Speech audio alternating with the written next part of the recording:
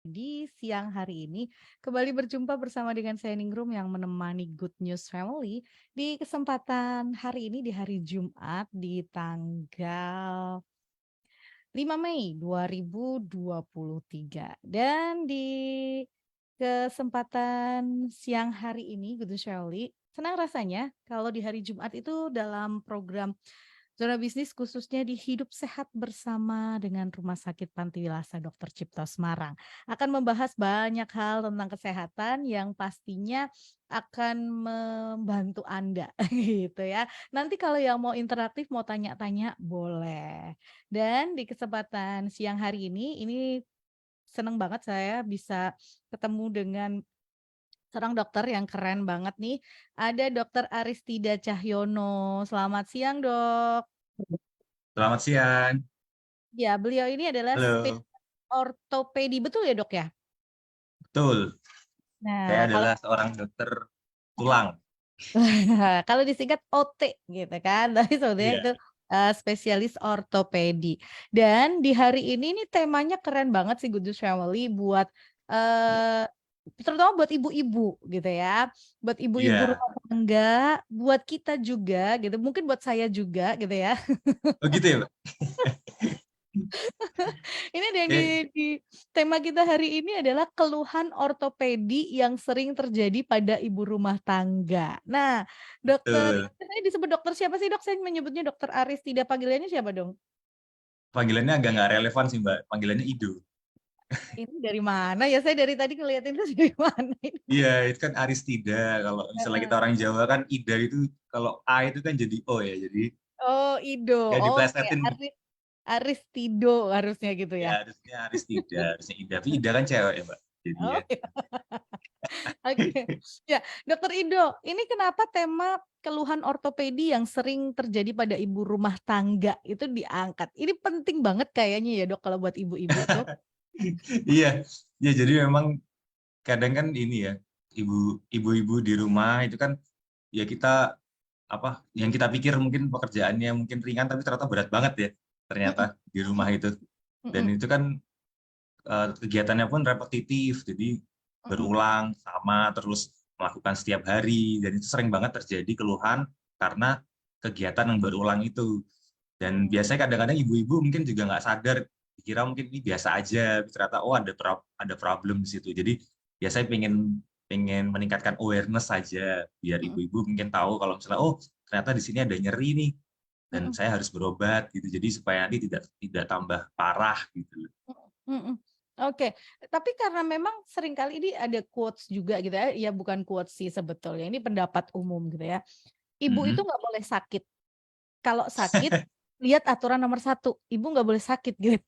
Oh iya, iya, iya. Sama kayak dokter berarti ya. Gitu Dokter ya. itu nggak boleh sakit. Nah, Iya, iya. jadi, ini yang dimaksud Dokter Ido ini biar kita mungkin kaum wanita atau ibu-ibu di luar sana itu lebih aware gitu ya, lebih Ya, paham tubuhnya, dirinya ya, gitu ya. Jadi apa sih, mulai tanda-tandanya dalam tanda kutip betul. untuk kita mulai cari pertolongan. Jangan sampai itu terjadi Betul. sudah ke Udah apa ya, parah. udah Iya, parah gitu iya, ya. Oke, gitu. apa aja nih Dok keluhan ortopedi yang sering terjadi pada ibu rumah tangga? Aduh, sebenarnya kalau saya mau jabarin banyak banget ya, Mbak. Oke. Tapi memang banding room, tapi memang kita ini mungkin kita bikin part 2 nanti ya. Oke, boleh Jadi next time ya. jadi mungkin yang awalnya kita part 1 dulu mungkin yang lebih sering terjadi. Ya mungkin nanti ibu-ibu kalau ada yang mau tanya juga bisa, keluhannya Boleh, mungkin boleh. tidak ada di slide ini mungkin, atau tidak ada di topik yang saya bahas ini. Tapi nanti kalaupun nanti waktunya nggak cukup, mungkin kita bisa bahas di ini sesi kedua kalau saya Mm-mm. diundang lagi. Oh, boleh dong, Dok. Ya. Oke. Apa aja nih, Dok? Silakan, Dok. Oh ya, langsung saya mulai aja mungkin ya. Ini saya Boleh, ada boleh, slide-nya. boleh. Jadi mungkin Mm-mm. kalau misalnya buka Facebooknya juga yang live Iya, streaming, mungkin betul. bisa lihat juga ya slide-nya. Oke. Jadi kalau mungkin ketinggalan bisa buka di Facebooknya Good News. Ini kita live-kan di Facebook. Besok kita unggah di YouTube-nya Good News. Jadi ada slide-nya nanti biar bisa Oh, lebih paham juga gitu ya. oke. Mm-mm. Oke. Oke, jadi kita mulai aja. Jadi yang namanya ortopedi itu mungkin ya buat ibu-ibu mungkin yang belum tahu ya, ortopedi itu adalah bagian dokter yang mengambil spesialisasi di bidang tulang dan juga otot. Jadi dan juga eh, sedikit banyak juga ada sport atau olahraga. Jadi memang keluhan-keluhan pada tulang, otot itu ke kami dan kami bisa juga melakukan tindakan Mm-mm. untuk prosedur pengobatannya. Jadi bukan cuma memberikan obat saja, tapi kalau misalnya memang diperlukan sampai dengan tindakan operasi itu kita juga bisa lakukan. Oke, jadi kita langsung mulai aja. Jadi yang pertama itu yang mungkin ibu-ibu pernah rasakan itu ada namanya tenosinovitis. Jadi sesuai definisi tenosinovitis, kalau misalnya namanya itis itu adalah adanya peradangan. Jadi itu Mm-mm. adalah peradangan pada selubung di uratnya. Itu biasanya terletak pada sisi dekat jempol, Bu. Jadi kalau misalnya ibu-ibu mungkin ada yang sering merasa nyeri di bagian pergelangan tangan, khususnya di dekat jempol. Nah, mungkin saja itu salah satunya yang dinamakan tenosinovitis. Jadi Mm-mm. ada peradangan di selubung dari uratnya. Bukan di uratnya ya, Bu, tapi di Mm-mm. selubung dari uratnya. Jadi karena adanya pergerakan yang diulang-ulang, seperti kayak ngulek sambel, Bu. Ngulek Oh sambel. ya, Iya, terus nyuci pakai nyapu. tangan. Iya, nyuci pakai tangan kan kita sering sering sekali ya nyuci, itu kan diulang-ulang sehingga di situ jadi K. Nah, gerakan-gerakan yang berulang itu biasanya menyebabkan bengkak pada perselubungan atau selubung dari urat di sekitar jempol tadi. Itu yang sering jadi. Nah, Mm. gimana sih cara ngeceknya? Oke, jadi cara ngeceknya itu Ibu kalau misalnya lihat di video ini ya itu bisa ngecek secara mandiri sebenarnya. Jadi gerakan seperti ini, jadi jempolnya itu digenggam dengan Mm. 4 jari, Mm-mm. kemudian diturunkan seperti ini. Nah, kalau misalnya itu merasa nyeri, tambah nyeri, mungkin bisa terjadi namanya tenosinovitis atau peradangan pada selubung di urat-uratnya. Nah, jadi gejala-gejalanya itu biasanya akan memberat kalau misalnya habis aktivitas ya, Bu. Mm-mm. Misalnya habis nyuci atau habis eh, nyapu, ngepel atau mungkin ngulek itu biasanya mungkin bisa tambah nyeri. Dan biasanya mereda kalau dipakai istirahat. Jadi kalau misalnya pagi-pagi biasanya nggak terasa, tapi malam hari itu biasanya tambah nyeri karena dipakai seharian gitu. Mm. Nah, jadi gimana sih cara menghindarinya? Jadi saya juga nggak cuma ngasih ngasih tahu penyakit, tapi saya juga pengen juga untuk gimana caranya menghindari Mm-mm. atau mengurangi nyerinya. Jadi yang jelas yang pertama adalah istirahatkan dulu. Nah, jadi dimanapun kalau misalnya ada peradangan, itu obatnya cuma satu, diistirahatin dulu. Jadi nggak boleh Atau udak, nggak boleh nyuci. nah itu makanya kita pakai solusi yang kedua. Atau kayak yang tadi ya, ibu nggak boleh sakit ya. Kembali ke nomor satu lagi. Jadi kalau bisa menggunakan tangan yang satu lagi, jadi bergantian. Yang satu buat Hmm. istirahat, terus pakai tangan yang satu lagi. Jadi nggak terus-terusan yang satu dipakai terus. Terus habis itu eh, kalau misalnya ngangkat-ngangkat juga gunakan 2 tangan sebaiknya. Jadi jangan cuma ngangkat pakai satu. Jadi kadang-kadang kita kan kayak sok kuat ya. Kalau misalnya mau ngangkat sesuatu, saya kuat kok pakai satu jari, satu tangan aja kuat. Tapi sebaiknya untuk mengurangi terjadinya sinovitis itu juga dilakukan dengan 2 tangan kalau misalnya mau ngangkat-ngangkat barang yang lebih berat gitu. Dan bertumpu pada pergelangan tangan kan biasanya kita kayak kayak narik sesuatu itu kan biasanya kadang bertumpu pada satu tangan ya itu sebaiknya dihindari. Jadi kita pakai 2 tangan supaya beban pada pada daerah dekat jempol itu khususnya di pergelangan tangan itu berkurang. Nah, sebenarnya kalau misalnya ini sudah terjadi, ada sih beberapa hal yang bisa dilakukan, seperti dikompres dulu dengan es, supaya berkurang radangnya bisa juga, atau minum obat untuk mengurangi bengkaknya, tapi sebaiknya konsul dulu pada dokter, tidak langsung membeli obat di apotek ataupun di warung terdekat. Tuh. Terus kemudian bisa juga pakai pakai untuk mengurangi pergerakan di pergelangan tangan itu namanya spleen. Jadi dipakai waktu malam hari namanya night spleen. Tadi bisa cari-cari juga di internet namanya night spleen itu fungsinya juga untuk mengurangi pergerakan di pergelangan tangan. Ya intinya sih mengurangi gerakan Hmm. untuk mengurangi pembengkakan ini. Oke, jadi kira-kira untuk penyakit yang pertama atau gejala yang sering terjadi. Mm-mm. Kita lanjut ya, yang kedua ya. Lanjut. Mm-mm. Oke. Nah, ini juga sering nih. Jadi nyeri punggung bawah. Ini pada nggak cuma ibu-ibu ya, mungkin bapak-bapak juga sering ya. khususnya yang sering duduk lama. Ini kadang-kadang mengeluh nyeri pada punggung, khususnya di bagian bawah. Seperti pada gambar itu kan Mm-mm. daerah yang merah-merah itu biasanya lokasi-lokasi nyerinya. Kadang ada juga yang bisa menjalar. Nah, ini patut hati-hati kalau misalnya nyerinya itu menjalar sampai ke paha ataupun sampai ke kaki. Ya itu mungkin disertai dengan kejepit sarafnya. Nah, biasanya kalau misalnya nyeri pada tulang belakang atau di punggung bawah, itu yang paling sering adalah karena masalah otot. Jadi ototnya tegang karena sering dipakai dipakai untuk nahan, misalnya kayak bungkuk, sering bungkuk-bungkuk atau ngangkat-ngangkat. Nah, khususnya kalau misalnya ngangkat-ngangkat, ini dengan kalau misalnya gerakannya nggak pas, kan Mm-mm. ngangkat itu kan gerakannya harus tepat ya. Kalau misalnya nggak tepat, misalnya kita bertumpunya pada punggung, bukan Mm-mm. pada paha dan kaki, itu bahaya untuk terjadinya yang namanya saraf kejepit. Kalau Mm-mm. mau lihat itu gambarnya di bawah itu saraf kejepit. Jadi penyebab nyeri di tulang punggung bawah itu bukan cuma karena otot aja, tapi bisa Mm-mm. karena saraf kejepit. Nah, biasanya saraf kejepit itu sering terjadi pada orang-orang dengan nun sewu, mohon maaf itu kegemukan biasanya, Mm-mm. atau pekerjaannya menuntut untuk duduk lama, terus Mm-mm. kemudian sering mengangkat beban dengan posisi yang salah.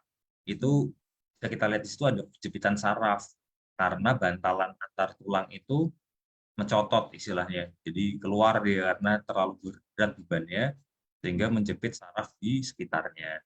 Nah, keluhannya yang paling sering itu adalah nyeri. Nyerinya bisa menjalar, bisa juga enggak. Kadang yang berat itu sampai lemes kakinya. Jadi kehilangan kekuatan kehilangan kekuatan di ototnya yang di bagian bawah, di paha dan Mm-mm. juga di tungkai itu sering juga terjadi. Tapi itu kalau yang parah. Tapi kalau misalnya yang ringan tuh biasanya cuma nyeri-nyeri di punggung bawah aja. Nah, gimana untuk menghindarinya? Oke, jadi untuk menghindari yang pertama kalau duduk jangan terlalu lama. Jadi misalnya diselingi dengan berdiri atau Mm-mm. berjalan-jalan sekitar 30 sampai 40 menit setelah duduk itu diselingi dengan berdiri ataupun berjalan-jalan. Jadi itu salah satu cara untuk menghindarinya. Kemudian stretching. Jadi stretching itu penting kenapa? Karena dia meningkatkan kekuatan otot. Jadi dengan stretching itu otot itu lebih siap, istilahnya lebih siap untuk menghadapi tekanan. Mm-mm. Jadi sebelum melakukan kegiatan ya baik olahraga maupun kegiatan sehari-hari itu baik juga untuk melakukan stretching pada tubuh. Ya simpel sih gerakan-gerakannya mungkin hanya meluruskan otot gini lurus-lurus terus kemudian bagian bahunya itu di kayak ditekuk ke belakang itu sebenarnya udah bagus untuk stretching pada tulang belakang. Mm-mm. Oke. Mm-mm. Kemudian ini menghindari mengangkat barang yang terlalu berat dan dengan posisi yang salah. Jadi gimana sih posisi yang salah itu? Jadi posisi yang salah itu kadang kita kan langsung menunduk ya kalau misalnya Mm-mm. mau ngangkat barang itu ya. Jadi tanpa sebenarnya kan yang bagus itu kan kita jongkok dulu kalau misalnya mau ngangkat barang berat. Kita Mm-mm. jongkok, kemudian kita angkat barang itu sehingga tumpuannya itu bukan pada tulang belakang atau bukan pada punggung, tapi pada paha dan juga tungkai. Jadi memang tidak didesain sebenarnya tulang belakang itu untuk mengangkat berat gitu. Mm-mm. Jadi yang terakhir adalah menggunakan kasur. Nah, hindari penggunaan kasur yang terlalu empuk. Kenapa? Karena penggunaan kasur yang terlalu empuk itu mempengaruhi postur dari tulang belakang kita, sehingga resiko untuk terjadinya kasar kejepit ataupun nyeri pada otot pun itu juga lebih tinggi kalau kasurnya terlalu empuk atau terlalu lunak. Makanya kalau misalnya pada orang yang nyeri pada punggung itu sering kita sarankan untuk dia bisa tidur di lantai dulu dengan tikar sehingga bisa Oh. lebih lurus untuk ini ya tulang belakangnya. Jadi posturnya itu akan lebih enak biasanya, lebih Mm-mm. terenggang. Itu Mm-mm. kira-kira kalau untuk nyeri tulang punggung bawah ya, atau Mm-mm. nyeri di punggung bawah. Oke, kita lanjut ya. Mm-mm. Mm-mm. Oh dok, ini tadi pengobatannya apa dong dok? Oh ya, kalau untuk pengobatannya sebenarnya bisa dengan konservatif dulu atau kita minum obat untuk anti nyeri dulu bisa.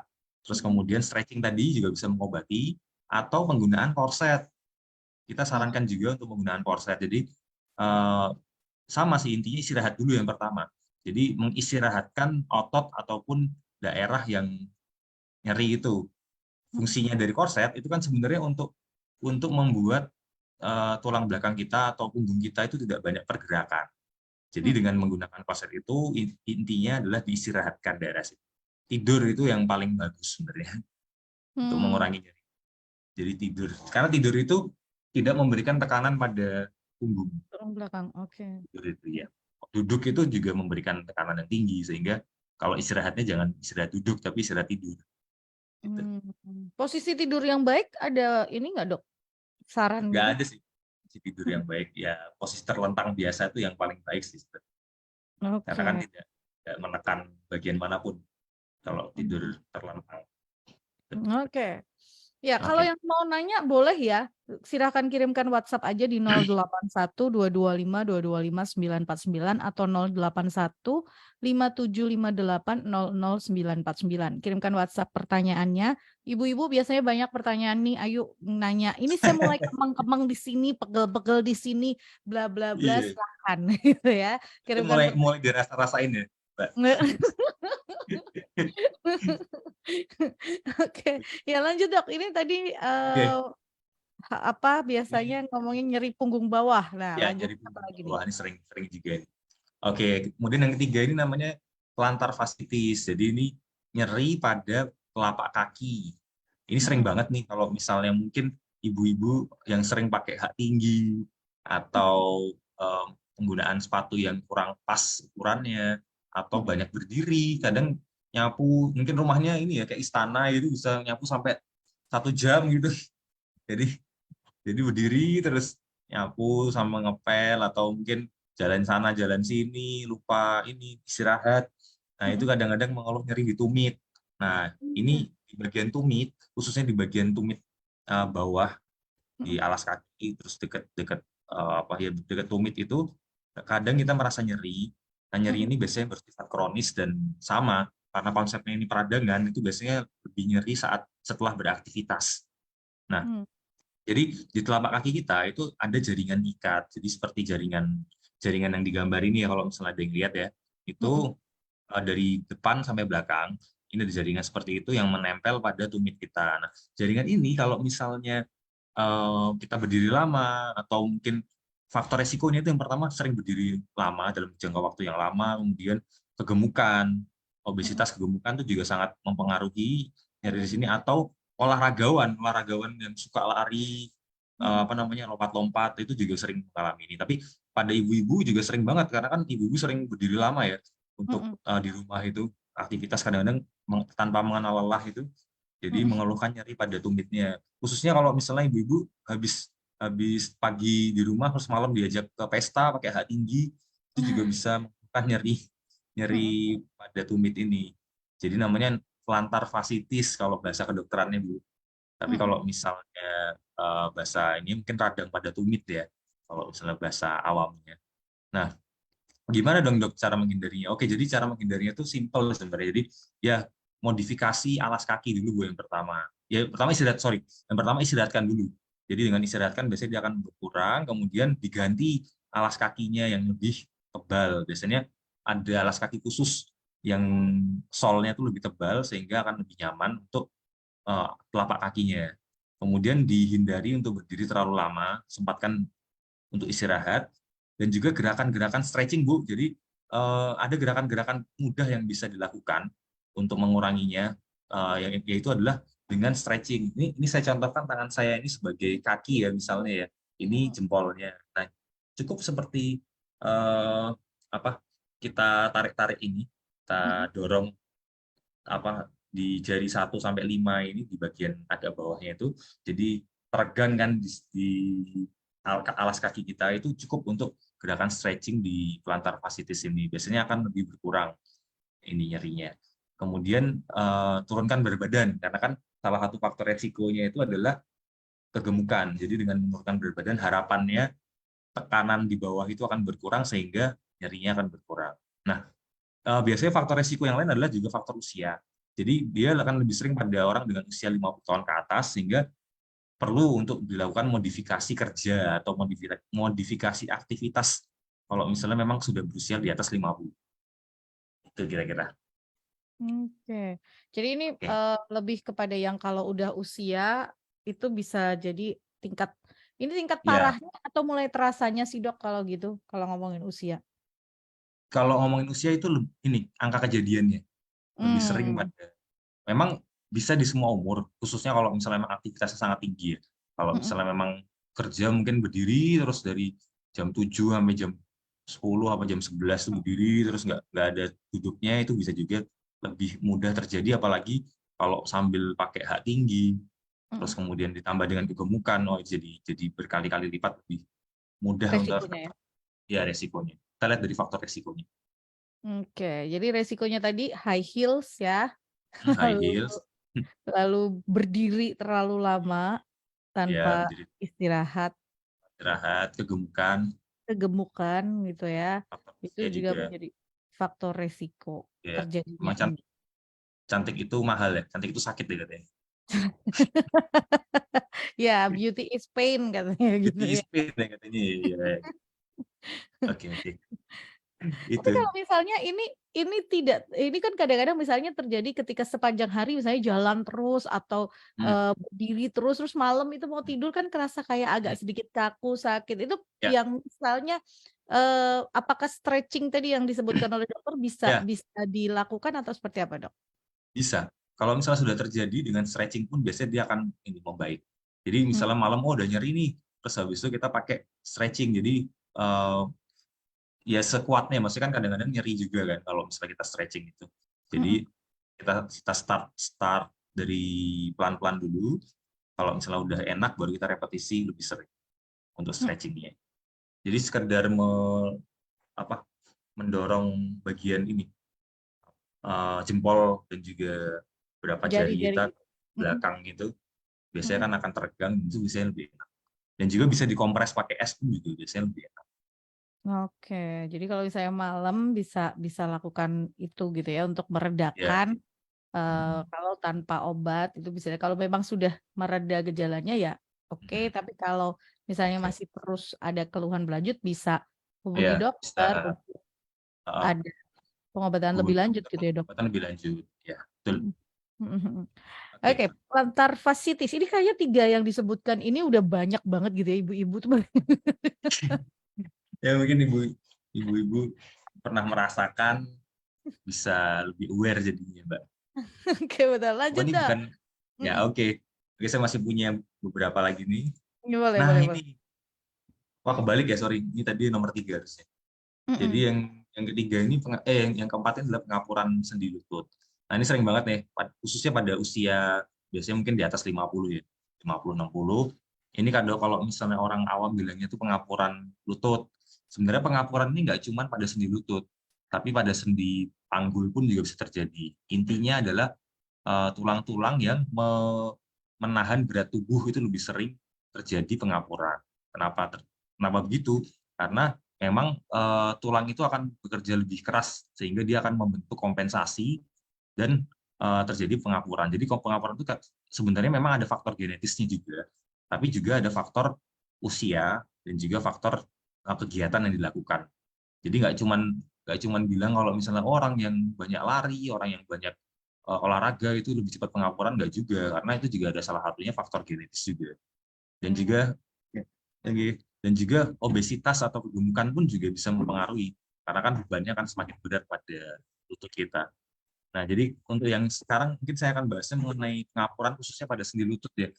Jadi Mhm. pengapuran sendiri itu bukan cuman ada pertambahan tulang baru sehingga kita sebut pengapuran, tapi juga ada kerusakan dari sendinya. Jadi itu kombinasi, nggak cuman tulangnya, tapi juga dari sendinya atau jaringan sendinya.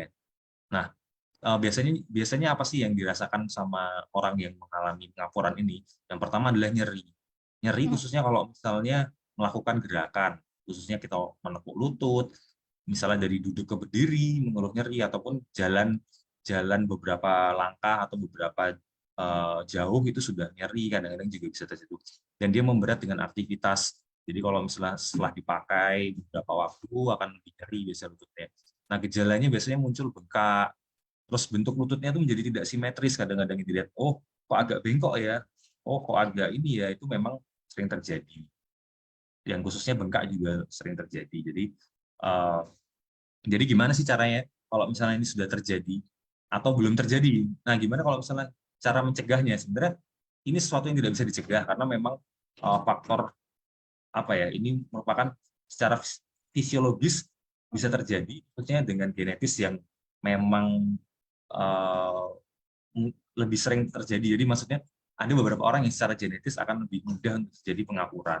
Tapi akan dipercepat dengan faktor resiko lain seperti kegemukan atau kurang olahraga pun sebenarnya bisa menyebabkan terjadinya pengapuran sendi. Kenapa? Karena kalau misalnya kita kurang olahraga, otomatis massa otot kita kan akan berkurang. Sehingga di lutut itu, dia akan sebagian besar bertumbuh pada tulang ke tulang, bukan pada kekuatan otot.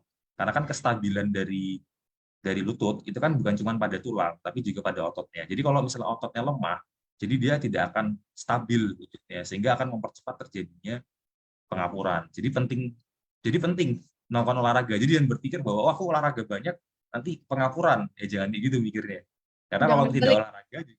tidak olahraga juga faktor resiko untuk terjadi pengapuran gitu. Terus yang ketiga adalah ini tadi menguatkan otot-otot di sekitar lutut dengan berolahraga dan juga dengan penguatan fisioterapi itu juga bisa. Kemudian istirahat, karena kan ada faktor radang ya di situ ya. Jadi radang itu akan berkurang kalau misalnya kita istirahat. Dan juga tadi menghindari mengangkat barang yang terlalu berat juga. Jadi itu sih. Oke. Nah, kalau misalnya sudah terjadi pengapuran ya kita harus kontrol ke dokter karena kita harus tahu kira-kira pengapurannya ini derajatnya sudah ringan, masih ringan atau sudah berat. Itu perlu kita cek juga. Itu ada diperingan dengan obat nggak sih dok? Dalam artian kan ini nggak bisa dicegah, tapi Ya. bisa disembuhkan terus pulih seperti sedia kala atau nggak? Jadi kalau misalnya derajatnya masih ringan, itu kita bisa melakukan fisioterapi dengan penguatan otot dan lain-lain, dan kadang malah 100% bisa hilang nyerinya. Karena otot-ototnya kuat sehingga lututnya stabil dan nyerinya berkurang. Tapi memang kalau misalnya derajatnya sudah berat, kan kita harus menangani keluhan utamanya, yaitu biasanya sudah ada pengapuran yang berat, sehingga kalau misalnya tindakan-tindakan seperti fisioterapi ataupun mungkin bisa disuntik juga, itu hanya mengurangi sementara. Ini ada diperberat dengan misalnya faktor resiko misalnya berat badan berlebih nggak sih dok? Atau misalnya kayak aktivitas fisik tadi Oke. terlalu sering berdiri atau misalnya naik tangga katakan atau turun Ya. tangga gitu nggak? Iya, memang itu merupakan salah satu faktor resiko, khususnya kegemukan. Kemudian olahraga yang terlalu berat mungkin, misalnya yang terlalu over, juga merupakan salah satu faktor resiko. Tapi itu semua juga kembali ke genetis juga. Jadi ada faktor genetis juga yang beberapa orang akan cenderung lebih cepat untuk terjadi pengapuran. Tapi ada juga orang yang sudah berolahraga over, kegemukan, tapi tidak terjadi juga ada. Karena faktor genetis juga berpengaruh. Tapi itu juga merupakan satu faktor resiko yang cukup membuat pengapuran lebih cepat, yaitu adalah kegemukan. Jadi istilahnya kayak gini, ya kalau memang resikonya bisa dikurangin dengan berat badan ideal, ya itu lebih baik gitu ya dok ya. Betul, mengurangi Istilahnya resiko. ya mengurangi resiko atau tidak memperparah kondisi gitu Iya, ya. betul. Yang memperparah Karena itu. topangan kakinya nggak atau lututnya nggak terlalu berat gitu bebannya harus ditanggung. Oke dok, ini ada pertanyaan yang hampir mirip. Ini karena nyeri lutut nih. Coba kita jawab ya dok. Gimana ya? Ada pertanyaan, saya bacakan dulu ya dok ya. Boleh. Selamat siang dok. Pas ini dok, tadi pagi pas mau siap berangkat kerja, waktu mau pakai celana panjang atau jeans, tiba-tiba lutut bagian samping ke belakang sakit sekali. Justru di tempat yang nggak pernah sakit. Karena yang biasa ada keluhan sebelah kiri, jadi ini lutut sebelah kanan. Sempat istirahat sebentar, terus ganti celana yang lebih mudah dipakai. Kalau hal ini terjadi, pertolongan pertamanya apa ya dok? Karena tadi sakitnya cukup terasa lama. Terima kasih. Oke. Jadi kita perlu tahu dulu kira-kira ada riwayat apa sebelumnya. Nah, tadi kan kalau tidak salah mengeluhkan biasanya yang nyeri sebelah kiri ya. Terus kemudian sekarang yang kanan. Berarti kan sudah ada faktor resiko untuk nyeri di sebelah kirinya. Terkadang itu karena kita nyeri di sebelah kiri, kita kompensasi di sebelah kanan. Sehingga sebelah kanan itu terkadang bekerja lebih keras daripada yang sebelah kiri. Nah, ada Istilahnya sederhananya sewaktu-waktu kayak topangan tubuhnya beralih gitu ya, ya Dok? topangan tubuhnya beralih ke sebelah sisi satunya yang tidak sakit.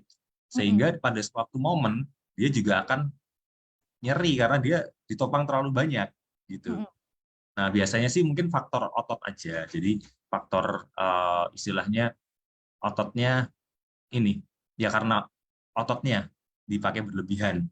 Biasanya mhm, terjadi seperti itu. Ya kalau untuk penanganan yang pertama diistirahatkan dulu. Kalau mhm, misalnya bisa mungkin agak karena itu kan juga mungkin karena ada faktor pembengkakan juga bisa dikompres-kompres dengan es juga bisa. mhm, Kemudian diluruskan kakinya, biasanya akan mhm, membaik juga. Seperti itu. mhm. Oke. Jadi diistirahatkan dulu, tapi juga harus dicari tahu sumbernya gitu ya. Ya, Kenapa sih sebetulnya gitu kan? betul. Apalagi Mhm, sudah ada sakit sebelumnya di sebelah kirinya ya, mhm. gitu. Nah, Dok, kalau pertanyaan saya tadi untuk pengapuran eh, sendi tadi ya, untuk Hmm. sendi lutut, itu bisa diketahui nggak sih, Dok? Dalam artian gini, sebelum dia menimbulkan rasa sakit, kita udah tahu dulu nih, oh bahwa ternyata ini ada pengapuran nih di lutut saya gitu misalnya. Hmm. Jadi memang yang paling sering kita lihat adalah kalau dari kasat mata ya, itu Mhm, adalah ini tidak simetris atau tidak lurus ini ya lututnya mhm, gitu. Jadi atau kita juga bisa melihat dari faktor resikonya. Nah, tadi mhm, kan saya bilang ada faktor resiko. Sebetulnya pengapuran sendiri tuh nggak cuman banyak banget faktor resikonya seperti riwayat riwayat cedera sebelumnya. Jadi mhm, kecelakaan misalnya terus pernah patah di daerah dekat lutut itu juga bisa mempercepat pengapuran sendi. Jadi gejala awal yang bisa dilihat oleh pasien itu yang pertama secara kasat mata adalah adanya bengkak atau radang mhm, kemerahan biasanya pada mhm, lututnya. Yang kedua nyeri. Itu yang paling mudah untuk dilihat. Tapi pasien juga bisa memperkirakan saya mungkin akan mendapat pengapuran sendi lebih cepat kalau misalnya memang ada riwayat eh, cedera atau cedera pun bisa cedera olahraga seperti apa ACL atau apa cedera-cedera olahraga basket atau apa sehingga menyebabkan lututnya nyeri dan nyeri secara kronis dan menjadikan jalannya tidak seimbang dan lain-lain itu juga bisa mempercepat pengapuran. Tapi mhm, kalau gejala awal itu yang bisa dilihat oleh pasien itu adalah biasanya radang atau kemerahan, kemudian ketidaksimetrisan antara lutut itu juga bisa salah satu ini indikasinya. mhm, mhm, mhm. Nah, itu ya, ibu-ibu balik lagi karena ini tadi kita ngomonginnya, tapi juga nggak melulu ibu-ibu sih, dalam artian bapak-bapak Iya. bisa juga terjadi, cuman ini yang paling sering ditemui itu Hmm, pada betul. wanita gitu ya, Dok, ya. Iya. Untuk pengapuran sendi lutut ini sendiri, ini faktor risiko buat wanita dan pria apakah sama atau biasanya lebih sering di wanita sih, Dok? Ya, secara penelitian memang lebih banyak pada wanita, Oke. khususnya di usia di atas 50 tahun. Ada pencegahan dengan misalnya kan ada banyak iklan tuh ya, Hmm. sorry ya, ada banyak iklan yang ngomongin bahwa konsumsi A, B, C, bla bla bla gitu ya untuk, mencegah begini begitu gitu. Bener nggak sih, Dok, ada konsumsi tertentu gitu? Sebetulnya untuk konsumsi makanan sendiri tidak ada yang spesifik ya. Mhm, Secara penelitian belum ada yang bilang ini karena olinya kurang atau apa. Itu memang mhm, hanya itu masih masih dikaji lagi, tapi memang bisa membuat merasa lebih enak. Tapi mmm, kalau misalnya yang paling bagus adalah dengan olahraga, penguatan. Jadi untuk mencegahnya yang paling bagus adalah dengan olahraga yang teratur, karena dengan olahraga yang teratur itu otot-ototnya akan kuat. Dengan otot yang kuat, lutut akan lebih stabil, sehingga resiko untuk terjadinya osteoartritis atau pengapuran itu akan lebih kecil. Dan juga obesitas itu sangat berpengaruh terhadap terjadinya osteoartritis. Jadi mengurangi berat badan itu juga sangat salah satu faktor yang signifikan mengurangi resiko pengapuran sendi lutut. oke. Jadi olahraga khususnya untuk memperkuat otot kaki, Ya, terutama otot yang di dekat lutut ya gitu ya? dekat lutut, di Eee, paha dan juga di tungkai itu paha penting. gitu ya, sehingga, lututnya lebih stabil, lebih bisa Betul. menopang dengan baik gitu Ya, kan. Masalah betul sekali. konsumsi bla bla bla itu, ya so far masih Ya, butuh banyak penelitian ya, gitu kan. betul. Yang mau nanya boleh loh, masih dibuka kesempatannya WhatsApp mumpung masih bersama dengan Dokter Ido nih. Jadi bisa konsul, bisa ngobrol, tanya dulu. Ini saya sering nyeri begini gitu atau apa gitu boleh ya. Next Dok, apalagi nih setelah pengapuran Oke, sendi? saya punya apa ya di sini ya. Nah, ini yang terakhir sih kayaknya. Oke, Jadi ini nyeri pada siku. siku. Jadi Ya. kalau jadi namanya epikondilitis kalau bahasa kedokteran. Biasanya kalau misalnya kita sering menggunakan siku kita untuk kegiatan-kegiatan sehari-hari secara berulang. Mm-mm. Contohnya ya ngepel, nyapu juga bisa, Mm-mm. atau nyuci sebenarnya juga pakai siku juga ya kalau misalnya Mm-mm. memang. Jadi memang aktivitas-aktivitas yang menggunakan siku secara berlebihan. Ini bisa Mm-mm. terjadi, bisa dirasakan di bagian luar maupun di dalam siku. Di bagian Mm-mm. luar yang sebelah sini atau di bagian sini. Tergantung dari Oh. gerakannya yang sering yang diulang. Ini Mm-mm. biasanya tambah nyeri kalau misalnya kita melakukan pergerakan pada sikunya. Nah, Mm-mm. gimana sih cara menghindarinya? Ya jelas yang pertama saya nggak capek-capek ngulangin itu istirahat ya. Istirahat Mm-mm. lagi, kemudian bergantian untuk menggunakan tangannya, jangan cuma yang kanan terus atau jangan cuma yang kiri terus. Mm-mm. Kemudian mengangkat berat juga usahakan dua tangan untuk mengurangi beban pada sikunya. Kemudian gerakan stretching lagi. Ini saya yang juga ulang lagi gerakan stretchingnya. Khususnya kalau misalnya pada siku kita bisa ini melakukan gerakan stretching seperti ini. Jadi kita luruskan, terus kita apa tekuk Oh. Telapak bagian tangan. tangannya dengan posisi siku lurus, kita luruskan seperti ini, itu biasanya Oh. akan menyiapkan otot kita untuk lebih siap. Karena kalau misalnya otot itu dalam kondisi yang kurang siap, makanya kan kalau kita olahraga harus stretching dulu, pemanasan dulu, itu Mm-mm. sebenarnya untuk menyiapkan otot supaya tidak kaget, khususnya Mm. di urat-uratnya, sehingga tidak terlalu tegang saat melakukan gerakan. Tapi kalau misalnya sudah terlanjur sakit, ya yang pertolongan pertama bisa kita istirahatkan dulu, minum obat anti nyeri, tapi sesuai dengan advies dari dokter, kemudian fisioterapi, dan juga kalau misalnya memang agak parah, bisa kita suntik juga untuk mengurangi radangnya. Terapi yang dilakukan apa sih dok biasanya? Terapi yang dilakukan biasanya untuk penguatan otot juga, kemudian stretching juga, tapi juga di sini kan memang kalau sudah di rumah sakit biasanya alat-alatnya lebih lebih canggih ya, jadi Mm-mm. bisa agak strom-strom, jadi lebih Oh, ya jadi terapi strom itu juga kadang perbaiki secara signifikan juga untuk nyerinya. oke. Ini ada pertanyaan yang masuk nih dok.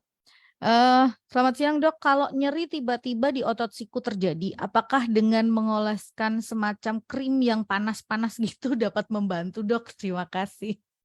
Oke, jadi memang fungsi dari krim yang panas itu kan sebenarnya untuk apa ya, salah satunya adalah men-trick otak untuk ini persepsi nyerinya menjadi persepsi panas. Jadi Hmm. sebenarnya salah satu efek dari ini efek dari obat panas itu salep panas adalah men-trick otak supaya nyerinya itu jadi rasa panas gitu. Jadi Hmm. seperti dibohongin otaknya. Tapi juga memang kalau membuat panas itu kan istilahnya melebarkan pembuluh darah ya. Hmm. Harapannya kalau misalnya memang pembuluh darahnya menjadi lebih lebar, jadi suplai darah yang ke arah situ itu juga akan Hmm. semakin banyak sehingga proses untuk penyembuhannya akan lebih cepat gitu. Hmm. Harapan. Tapi kan juga beberapa obat salep itu kan juga dikasih atau krim yang panas itu kan juga dikasih untuk anti nyeri juga. Jadi kan dia Oh, mempunyai ada kandungan anti nyerinya. ya ada kandungan anti nyeri juga. Jadi itu juga Hmm. merupakan salah satu efeknya juga. Hmm. Jadi ada beberapa efek yang jadi tidak jelek juga untuk melakukan itu. Oke, jadi nggak masalah Tergantung kalau dari misal itu. kandungannya ya. Heeh. Tergantung dari Kalau misal kandungannya. itu bisa membantu istilahnya gitu ya, kita Ya, merasa lebih nyaman dengan itu ya, nggak masalah juga betul. kok. Gitu ya, Ya. ya. Oh. Oke. Oke, ini ada lanjut pertanyaan. Selamat siang, Dok. Kalau otot yang kram itu sebabnya apa ya, Dok? Saya kalau terlalu banyak bergerak atau berdiri saat tidur malam, kemudian sering terjadi kram di betis. Bagaimana mengatasinya? Oke, jadi yang namanya kram otot Mm-mm. itu banyak ini ya, banyak istilahnya, banyak penyebabnya. Jadi yang pertama, apakah ada sobekan di situ? Misalnya ada sobekan kecil. Kalau kita cedera itu kan ada sobekan kecil yang menyebabkan bengkak di situ sehingga terjadi kram. Atau misalnya pada kasus kram yang olahraga itu karena Mm. kekurangan elektrolit.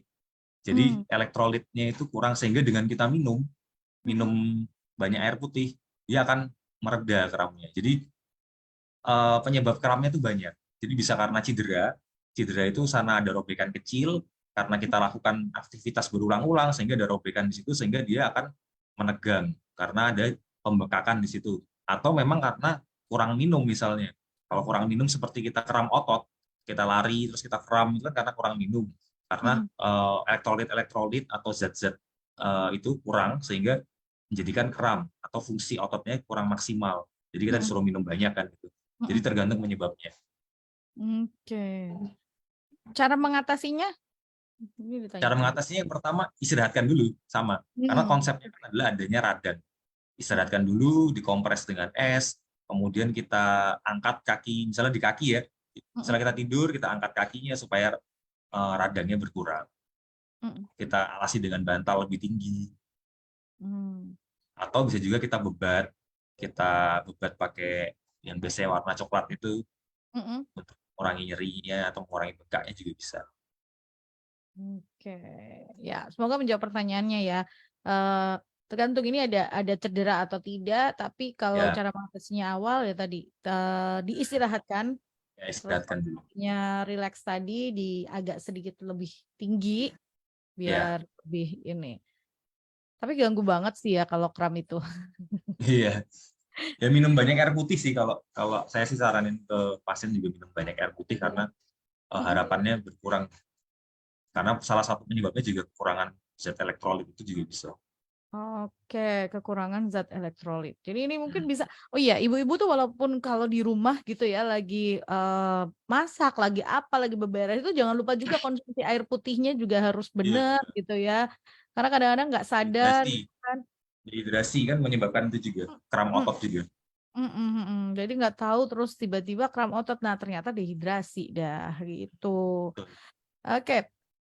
Nah, Dok, kalau ini tadi kan sudah disampaikan oleh dokter, tanda bahwa misalnya nih seorang ibu tadi atau mungkin setiap kita sudah harus cari pertolongan ke dokter pada saat hal ini terjadi itu apa sih? Atau ibaratnya kayak warningnya, oh ini berarti harus segera ke dokter nih, gitu. Nggak bisa lagi ditangani atau tadi istirahat lah, stretching lah dan lain sebagainya. Oke, jadi kan memang ada cara untuk menghindarinya dan juga untuk mengurangi nyerinya. Nah, Mm-mm, bila itu tidak berkurang ataupun cenderung tambah berat, misalnya bisa mm-mm, dievaluasi 2 kali 24 jam, itu mm-mm, tidak ada tanda-tanda berkurang, maka mm-mm, kemungkinan itu memang faktornya lebih atau perjalanan penyakitnya lebih berat sehingga perlu dilakukan konsultasi pada dokter. Jadi bisa mm-mm. dievaluasi dulu mungkin sekitar 2 kali 24 jam. Mhm, mhm, mhm. Nanti dokter yang akan apa ya, semacam Ya, ini harus seperti memutuskan. apa sih gitu ya, mau Ya, diterapi kah atau harus betul, dibantu dengan obat atau suntikan kah, seperti itu ya Dok ya? betul. Ya, betul. Tapi kalau misalnya kayak nyeri yang apa ya, karena ada beberapa temen gitu, "Aduh nyerinya tuh udah nggak tahan banget nih," walaupun memang itu sepertinya di Hmm, otot. Itu memang kita juga harus cepat datang ke petugas kesehatan kah, Dok? ya.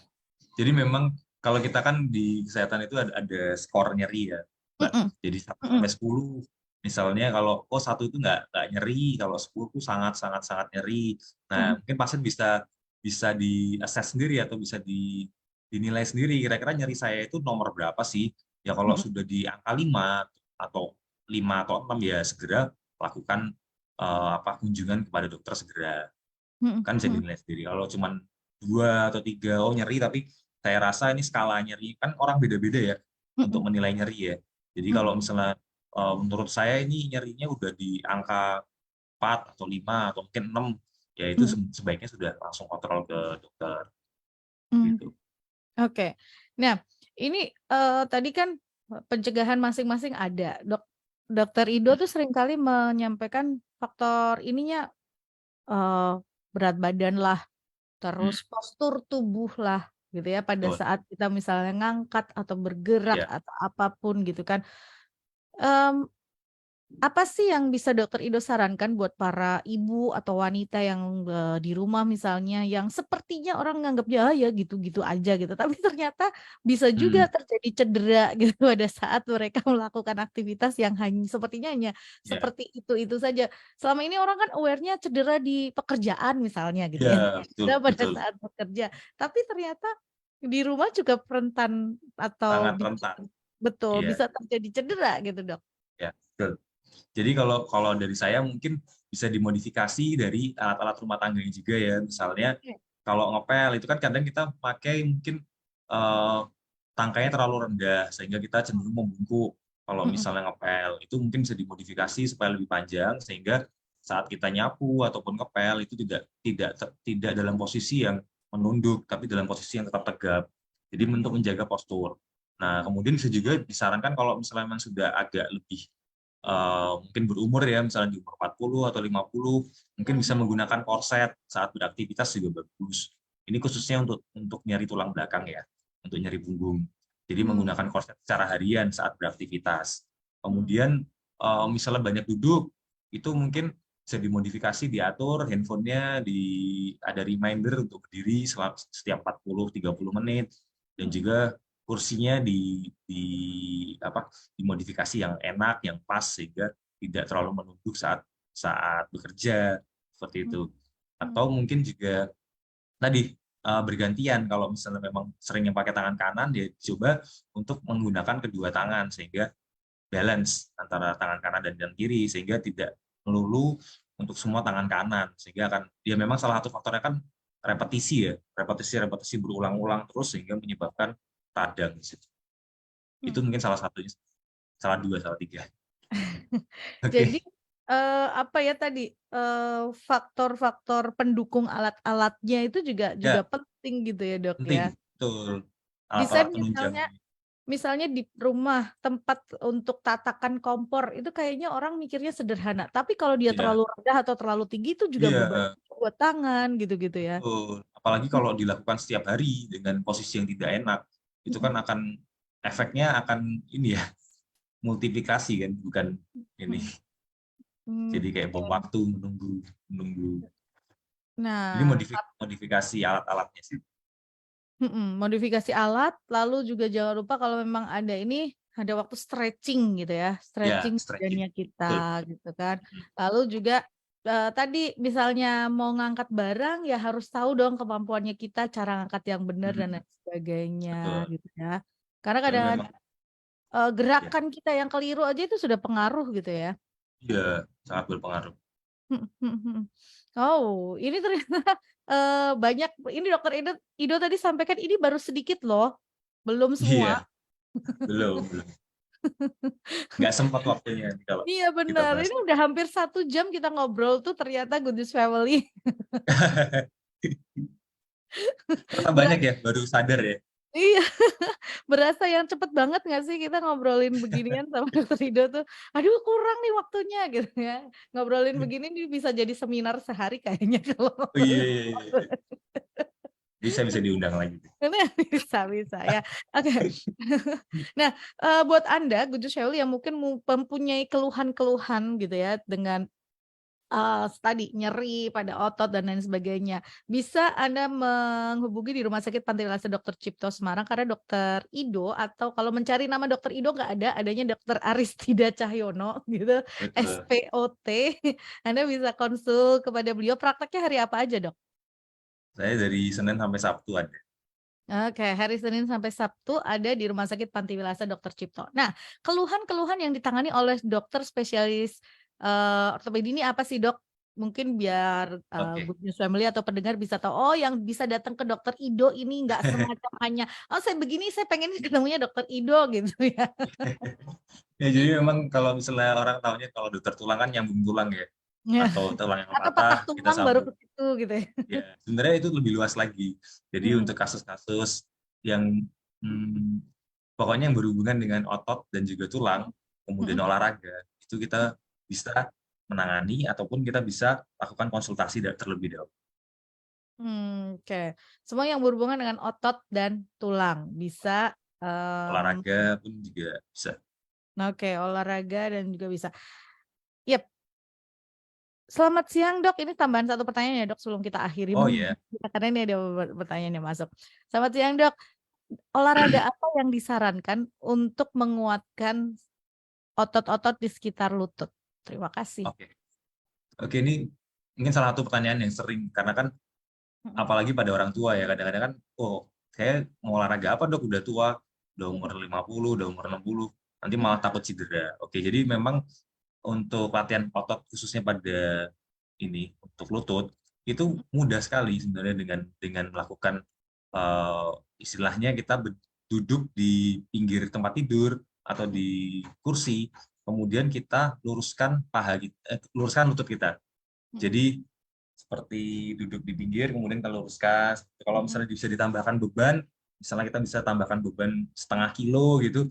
Jadi di kaki kita dikasih beban, jadi kita luruskan gini. Jadi kan otot pahanya kan akan kontraksi ya. Gitu. Itu akan menguatkan otot. Kemudian kita juga bisa melakukan squat. Nah kan kalau teman-teman kadang-kadang mikir, aduh squat, berat ya dok. Mudah sebenarnya. Jadi squatnya bisa dengan bersandar di dinding. Jadi dengan bersandar di dinding, kemudian naik turun seperti squat gitu. Jadi kita istilahnya kita menumpukan punggung kita pada dinding. Oh, Kemudian kita dari berdiri turunkan. sampai ke posisi kayak duduk gitu Ya, ya dok ya? betul. Ya, itu juga bisa sangat bagus untuk menguatkan otot. Kemudian olahraga yang bagus juga untuk lutut adalah olahraga yang tidak terlalu banyak memberikan beban pada lutut, seperti bersepeda. Kalau misalnya memang sudah tua atau sudah takut nggak seimbang, takut jatuh, pakailah sepeda statis. Jadi Oh. karena dia tidak memberikan beban pada lutut, tapi dia menguatkan otot di paha dan juga di tungkai bawah. Karena kan seperti melayang ya kalau di sepeda itu ya. Dan juga yang bagus juga renang. Berenang juga bagus. Karena kan gravitasinya kan rendah kan kalau misalnya di berenang. Jadi beban pada lututnya juga tidak terlalu tinggi. Oke. Tapi yang harus dihindari adalah berolahraga yang kalau memang sudah ada cedera atau tadi pengapuran di sendi lutut ya hindari olahraga yang membebani sendi lutut. Betul. Misalnya naik tangga, turun, Ya, lari gitu ya dok ya. Karena itu pasti akan ada hentakan-hentakan yang ganggu banget betul. ya. Ya, ya. Itu sih. Tapi olahraga Oh. yang bagus sih sebenarnya adalah olahraga yang dilakukan sih. Bukan cuma dibayangkan. Bukan hanya Jadi dibayangkan. lebih baik lebih baik gerak dulu lah. Jadi saya nggak bilang lari itu nggak boleh, enggak. Saya bilang ya jogging itu bagus juga, nggak masalah untuk lutut. Oke. Kan tidak terlalu berat juga kan, untuk impact-nya kan tidak terlalu berat, tapi dilakukan aja daripada nggak dilakukan. Ya. Jadi yang penting Daripada lakukan aja. Atau nggak iya. ada alasan nggak punya sepeda statis jadi nggak olahraga gitu, enggak juga Iya, gitu. jadi malah jadi mencari beribu alasan sebelum berolahraga kalau misalnya bilang. Dia cuma bilang. Ada banyak alasan untuk menghindar. Iya. Oke. Ya dok, terakhir deh pesan sehatnya buat pendengar, buat Good News Family yang dengerin kita siang ini sebelum kita akhiri program ini. Oke, kalau pesan sehat dari saya sih, kenali dulu keluhanmu seawal mungkin supaya tidak jadi lebih berat ke depannya. Dengan kemudian olahraga itu sangat penting karena bisa mengurangi resiko dari kasus-kasus yang di sini, karena memang dengan otot yang kuat dan juga tulang yang kuat itu akan mengurangi resiko untuk ini terjadinya hal-hal ini, dan juga pengurangan berat badan kalau misalnya memang obesitas juga sangat berpengaruh besar pada mengurangi resiko dari cedera-cedera pada ibu rumah tangga seperti itu. Oke. Ya, jadi tadi kalau kita sempat bahas gitu ya bahwa ibu nggak boleh sakit, kalau sakit balik lagi ke nomor Nomor satu satu. gitu ya. Kita juga harus tahu Ya benar. cara Ya untuk harus. mencegah merawat kesehatannya biar tetap prima, biar tetap oke gitu ya, biar tetap stamina-nya juga tetap fit untuk bisa tetap beraktivitas gitu. Jangan Ya. harapannya sehat tapi tadi berat badan berlebih diabaikan gitu ya, atau ada nyeri-nyeri diabaikan gitu. Ya. Oke, ini dok pertanyaan terakhir ini mungkin juga menjadi apa ya pertanyaan saya pribadi sih kayaknya. Kalau Oke. semacam ini gitu ya, nyeri kadang-kadang kan suka diabaikan. Ada nggak Hmm. sih bisa menjadi semakin berat atau kemudian menjadi semakin apa ya fatal mungkin atau seperti apa? Oke, jadi nyeri itu kan merupakan signal awal dari tubuh, sinyal Mhm, awal dari tubuh untuk ada sesuatu nih di dalam tubuhku. Nah, mhm, itu kan berarti kan sebagai aware kita untuk melakukan pemeriksaan ataupun melakukan istilahnya perawatan. Nah, kalau mhm, misalnya nyeri itu didiamkan saja, kadang kan kita akan menjadi malas untuk menggunakan tangan kita atau apa yang nyeri itu, sehingga lama-lama malah bisa menjadi pengapur atau mmm, hal-hal yang lain yang lebih ini. Karena mhm, kan manusia itu kalau misalnya nyeri cenderung akan menghindari ya. Nah, mhm, semakin kita menghindari itu justru akan semakin parah biasanya. mmm, Dengan kita menghindari, otot kita akan semakin kempes masanya, terus mhm, kemudian kalau misalnya itu di sendi juga akan semakin mengapur karena kan tidak digunakan. Jadi tidak digunakan pun juga bisa ada resiko menjadi pengapuran, tidak mhm. tidak ada pergerakan di situ. Dan juga yang terakhir juga menjadi kronis nyerinya atau menjadi berkepanjangan. Kayak tadi, kayak semacam yang lutut gitu ya, tadinya cuman di sebelah kiri, tapi karena, Ya, karena tadi kita bagian hindari nyerinya sumber mhm, sehingga bertumpu pada sisi satunya kan. sumber persoalannya tidak diberesin istilahnya Iya, gitu. ya, jadi yang lain juga jadi ikut sakit. Enggak, ada mekanisme kompensasi ternyata di tubuh kita Betul, gitu ya. Dan betul. ini terjadinya mungkin nggak langsung 1, 2 Nggak hari, langsung. terjadi Iya, setelah jangka sekian panjang. lama. Iya. Oke. Ya kayaknya kalau ngomong sama Dokter Ido nggak cukup sekali, nanti kita request ya, "Dokter Ido lagi," gitu ya. Biar bisa lanjut ngobrolnya. Dokter Ido terima Siap, kasih buat siap. Terima kasih obrolannya, Mbak Nindru. seru. Semoga sehat selalu semuanya. Amin amin, dan saya juga berharap apa yang dihadirkan ini boleh menjadi berkat dan bermanfaat untuk Good News Family semuanya ya. Kalau butuh pertolongan untuk kesehatan bisa hubungi langsung Rumah Sakit Pantiwilasa Dr. Cipto Suara. Terima kasih untuk kebersamaannya, sampai jumpa. Terima kasih, Dok. Terima kasih, sampai jumpa.